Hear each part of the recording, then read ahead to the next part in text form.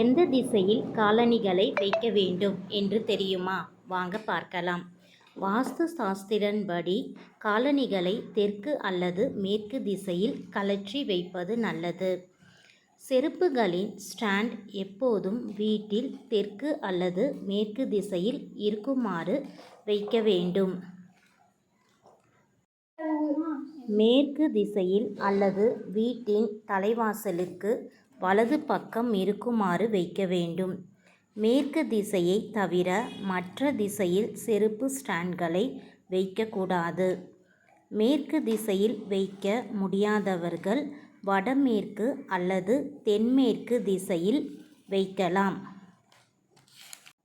வாஸ்து சாஸ்திரத்தை பின்பற்றுங்கள், நல்ல அதிர்ஷ்டத்தை பெறுங்கள். செல்வம் முறையாக சேர பரிகாரம். நடக்கவிருக்கும் எந்த ஒரு காரியத்திலும் தொடர்ந்து அபசகுனம் ஏற்பட்டால் செவ்வாய் மற்றும் வெள்ளிக்கிழமைகளில் எலுமிச்சம்பழத்தில் மஞ்சள் குங்குமம் இட்டு துர்க்கை நாமத்தை 108 முறை ஜெபித்து வீட்டு வாசலில் வைக்கவும்.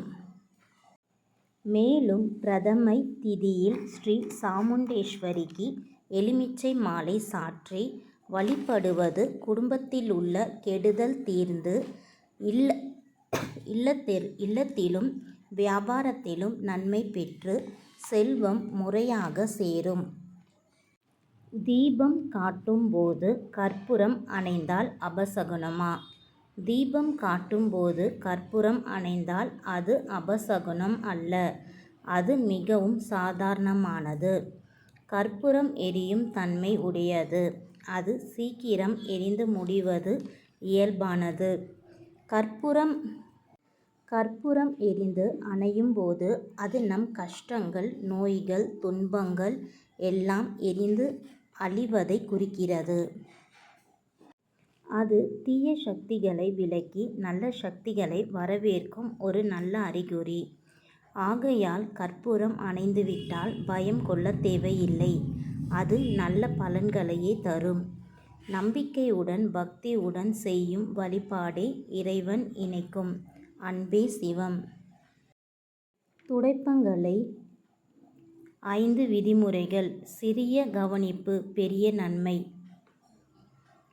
ஏகாதசி, விஜயதசமி அல்லது வெள்ளிக்கிழமைகளில் பழைய துடைப்பத்தை வீட்டிலிருந்து வெளியே எறிய வேண்டாம்.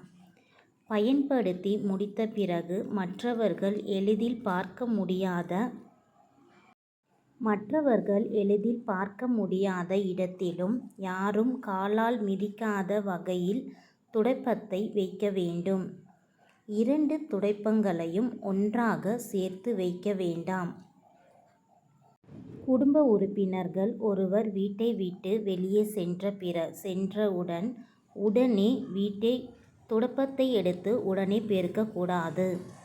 புதிய துடைப்பத்தை சனிக்கிழமையில்தான் வீட்டிற்குள் கொண்டு வருவது மங்களகரமானதாக கருதப்படுகிறது.